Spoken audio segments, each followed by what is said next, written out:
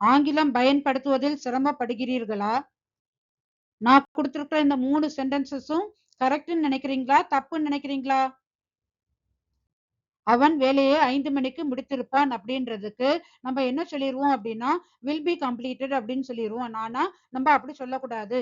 கரெக்டா சொல்லணும்னா he will have completed the work by 5 pm னு சொல்லணும். அதே மாதிரி அவ ரிப்போர்ட்டை சாயங்காலம் எழுதியிருப்பா அப்படின்னு சொல்றதுக்கு நம்ம என்ன போட்டுருவோம்னா will have wrote அப்படின்னு past tense போட்டுருவோம். wroteன்றது past tense. நம்ம past tense போடக்கூடாது. past participle written தான் போடணும். அப்ப கரெக்டா சொல்லணும்னா she will have written the report by evening அப்படின்னு சொல்லணும். அவன் டுமாரோ வந்து அவன் ஒர்க்கை முடிச்சிருவானான்னு சொல்றதுக்கு will have he finishedனு ஆரம்பிச்சிரும். அப்படி சொல்லக்கூடாது. will he have finished the work by tomorrowன்னு தான் சொல்லணும். ஃபியூச்சர் பர்ஃபெக்ட் டென்ஸ் பத்தி உள்ள டீடைல்டு வீடியோ லிங்கை டிஸ்கிரிப்ஷன்ல கொடுத்துருக்கிறேன். இந்த வீடியோ உங்களுக்கு பிடிச்சிருந்தா லைக் பண்ணுங்க, கமெண்ட் பண்ணுங்க, ஷேர் பண்ணுங்க, சப்ஸ்கிரைப் பண்ணுங்க. நன்றி.